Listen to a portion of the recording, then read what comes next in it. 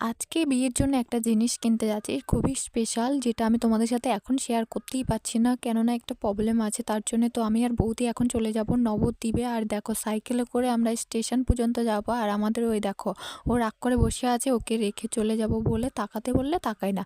তো যাই হোক, আমরা জিনিসটা কেনার আগেই কিন্তু একটা দোকানে ঢুকেছি। এখানে কিন্তু অনেক কিছু পাওয়া যাচ্ছে খাওয়ার।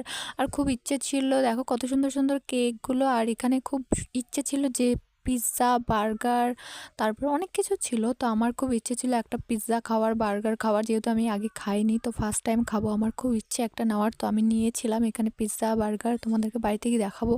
তারপরে দেখো এখানে অনেক কিছু ছিল, সামনে যেহেতু ক্রিসমাস তার জন্য অনেক সুন্দর সুন্দর জিনিস ছিল, বেশ ভালো লাগছিল।